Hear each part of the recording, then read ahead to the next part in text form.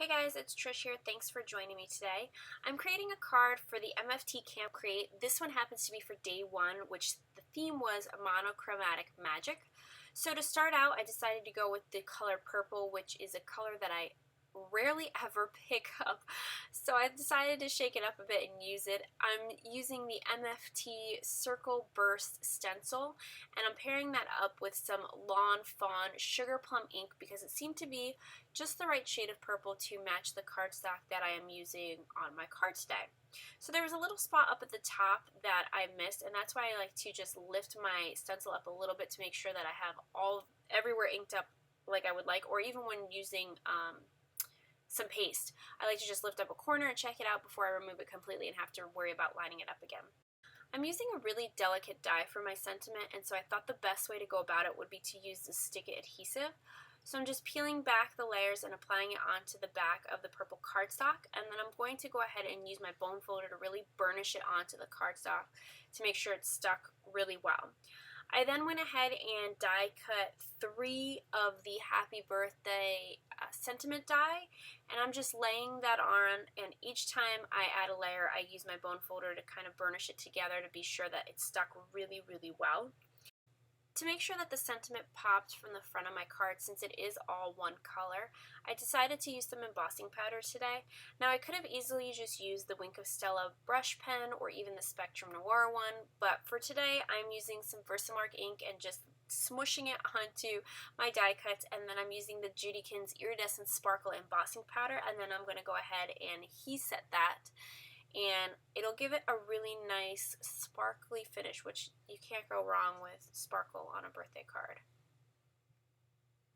Once I heat set that and I laid it onto the background of my card, I noticed that it was getting a little lost because of all of the similar colors. I'm using the same kind of cardstock for the happy birthday as I did on the background, and so to kind of make it stand out a little bit more, I'm using a strip of vellum and I'm just trimming that down. It's about maybe an inch, 1¼ inches tall, and I'm just attaching that to the back of my front panel, and this will just give a nice little separation between the background of the card and the sentiment that I'll be applying to it so that it'll stand out and you'll be able to see exactly what it says.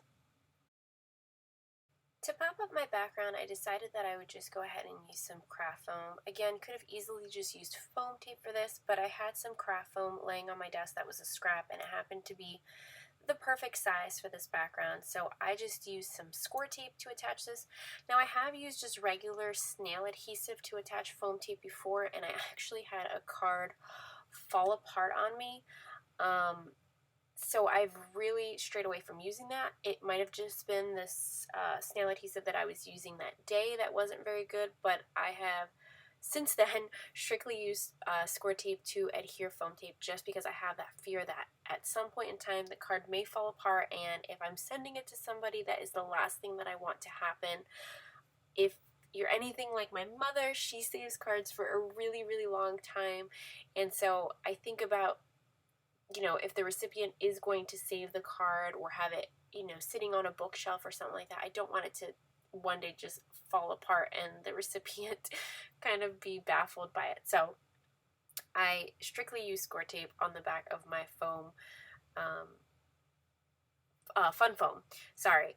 So once I applied that to the card, I'm just peeling off the back of the Stick It adhesive paper from the 2 die cuts and just using my bone folder again to really burnish it onto the vellum to make sure I get a really clear stick.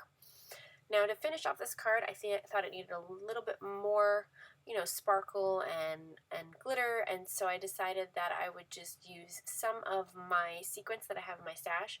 This is not from any particular company. These are just ones that I happened to pick up from a local craft store right when the sequins craze first started, and I wasn't sure how I would use them, and so I happened to pick up a multi-pack, and I've had them ever since. I don't use a ton of them, so I've been using that slowly. To adhere those, I used some multi-medium matte adhesive, and I applied those with with them. And then I'm just using the Pico Embellisher in Shimmer and just adding little dots in between them to just add a little bit more interest to my card. And that completes my card for today for the MFT Camp Create Monochromatic challenge. This one was a struggle for me, but I feel like I pulled it together just because I do like to use a whole bunch of different colors on my project. But I'm happy with how it turned out. I really hope you guys enjoyed it. There will be a link down below to my blog, which will have a list of supplies used on this card. And I hope that you guys enjoyed it. And I'll see you in the next MFT Camp Create video very soon.